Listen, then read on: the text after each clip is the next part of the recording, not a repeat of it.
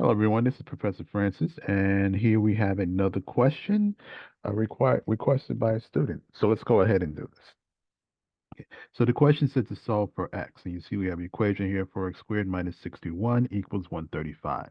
Okay, for what I'm going to do is I'm going to show you a technique that will work with for any solved question that you encounter on a HESI.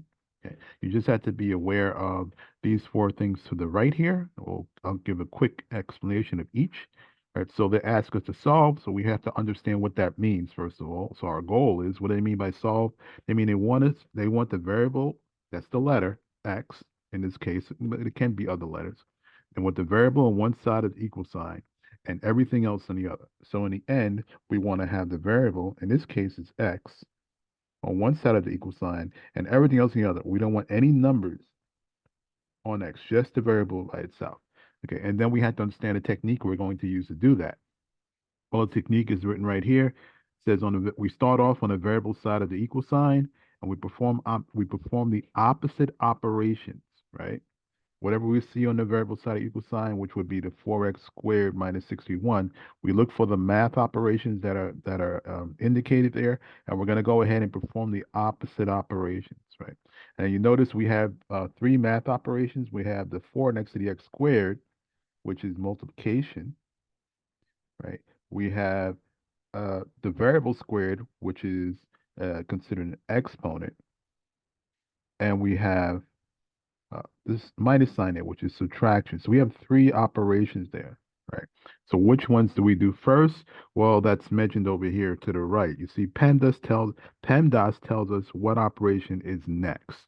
Okay, so if we look up above, we see here we have PEMDAS, which is just an acronym that lets us know what operations to perform or work on in what order, right? So when we use PEMDAS in two ways. When we're evaluating, we're going to use it from left to right. But in this case, we're solving. So that means we're going to use it from right to left. That means we start off with the rightmost math operation and we work our way over to the left. Okay. So PEMDAS is going to tell us exactly what operation to do do the opposite of first, and then what's going on next, and so on. So we just have to look at the operations in our problem and follow the PEMDAS's guide. Now, the last thing we need to understand is the function of the equal sign. An equal sign is like the pivot to a scale, if you see here, right? If I put 10 pounds on one side of the scale, I have to put 10 pounds on the other to keep it balanced. Well, the equal sign does the same thing, but only for math operations, meaning whatever operation I perform on one side of the equal sign, I have to perform the identical operation on the other side to keep it balanced. Okay. So now that we got the base the groundwork laid out. Let's go ahead and apply these principles and see how easy it is to solve these. Well, we have multiplication. We want to solve this, so we know we want to get x by itself. We know we're going to perform the opposite operations that we see. And we know the first operation is going to, we have three operations here. So we're just going to go ahead and look at PEMDAS, and it's going to tell us what operation to work on first, second, and third. Well, we see that the first thing we hit at PEMDAS over here on the right, it says subtraction. So we're going to do the opposite of the subtraction first. So we're going to add 61 to both sides. Right. Now the minus 61 and that plus 61 cancel out, and we end up with 4x squared.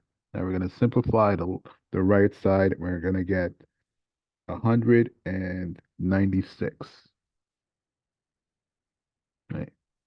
Okay. Do we have x by itself? No. Still a lot of things going on the variable side equal sign. So we're going to just continue this process. We're going to continue doing the opposite operation, following PEMDAS until we get x by itself. So what do we have to do next? Well, we look at PEMDAS starting from the right side. The next thing that we have in our equation is multiplication. So we're going to go ahead and do that.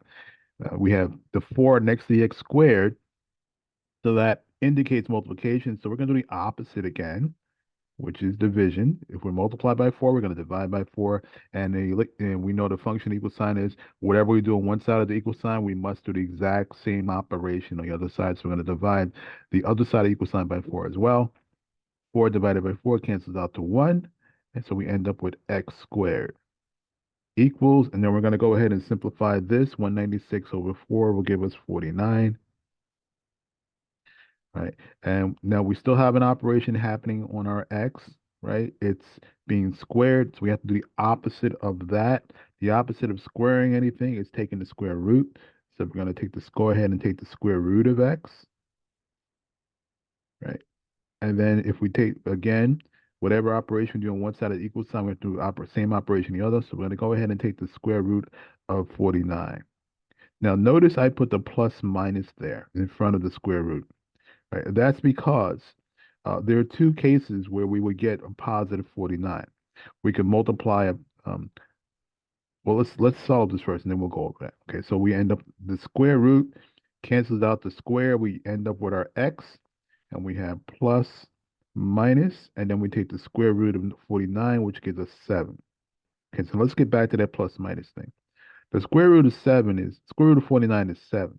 But why did I put the plus minus there? Because there are two possibilities. Right? I can multiply to get a positive 49, I can multiply 7 times 7.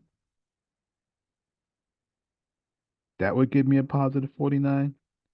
But I can also multiply minus 7 times minus 7.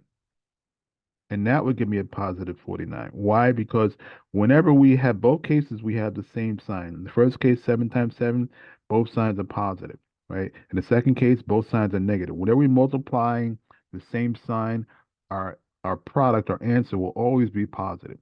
So we don't know whether the original number was a positive 7 or a negative 7. So we just consider them both. That's why we had the positive and negative there. And this will be our answer. X equals plus minus 7. So everyone, I hope that helped. Okay. If it did, please remember to like and subscribe, and I will see you on the next question.